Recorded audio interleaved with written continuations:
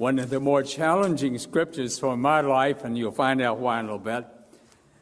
These are the commands, decrees, and laws of the Lord your God, that your God directed me to teach you to observe in the land that you are crossing the Jordan to possess, so that you, your children, and their children after them may fear the Lord your God as long as you live, by keeping all his decrees and commands that I give you, and so that you may enjoy long life.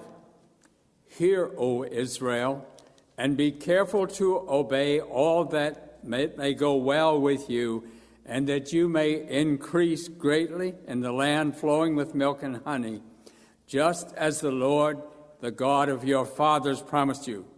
Hear, O Israel, the Lord your God is one. Love the Lord your God with all your heart, with all your soul, with all your strength. These commands that I give you today are to be upon your hearts. Impress them on your children.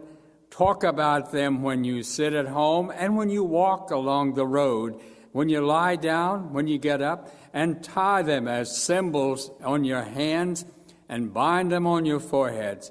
Write them on the door frames of your houses and on your gates. The word of the Lord.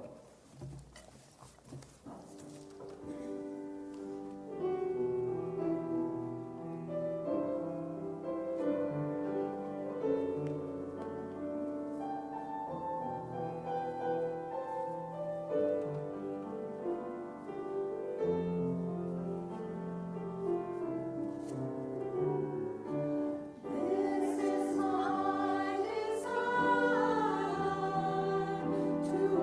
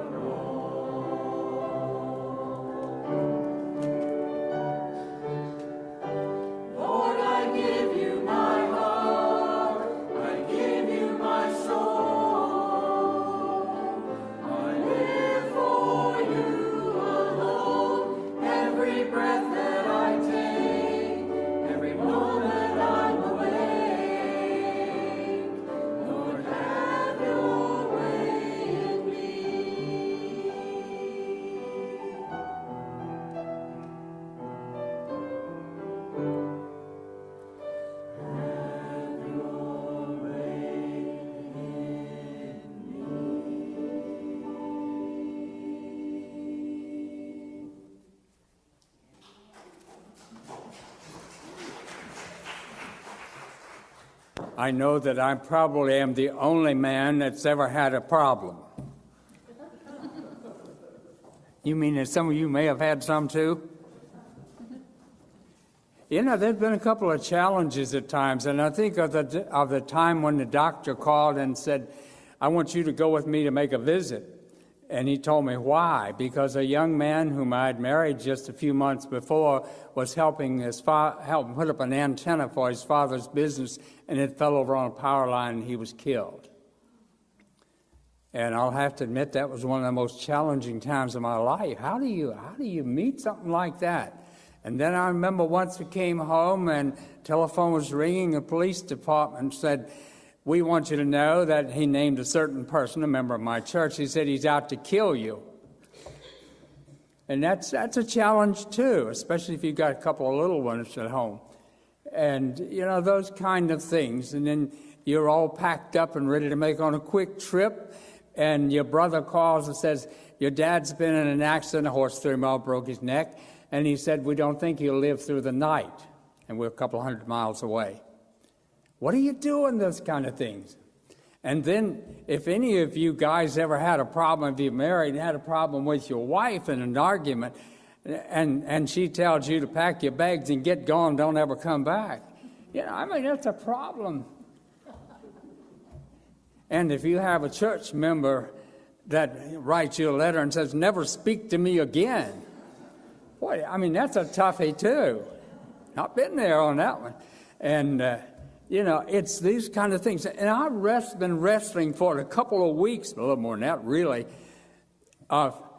He says, now you shall love the Lord your God with all your heart, soul, mind, and strength. And he says, you shall love your neighbor as yourself, and you love your enemies, and you do all of this? Come on. Who in the world can possibly do it? I can tell you, I get weak-kneed a whole bunch of times. And Jesus said, you know, keep my commandments, and my commandment is that you love one another.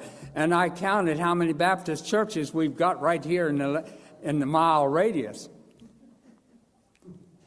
And you know that I'm from talking about in-house, because you had Mona as a member of this church for about a week before she died.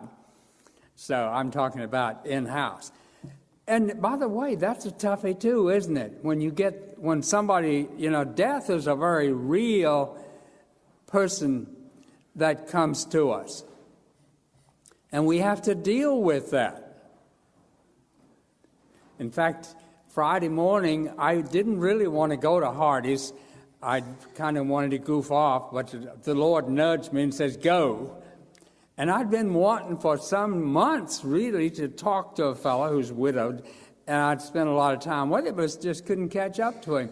And I looked, and here he comes in and sits down just a little ways from me having breakfast.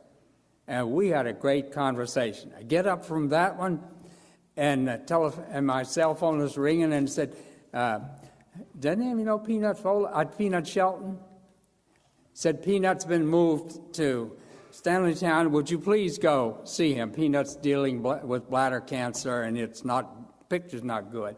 So I said, sure, I can do that. I get home at 11 o'clock Friday morning, and I had a great morning. What I'm saying is this. What we are asked to love with all our heart, soul, mind, and strength. And I can't do it. Can you? I can't love. You know, I've had some people they were just doggone hard to love. I've even had some family members that weren't easy to love. And, you know, I remember the first time I saw my son behind bars, and I don't mean a business. And I thought that I'd have a heart attack right then and there. I got used to it. No.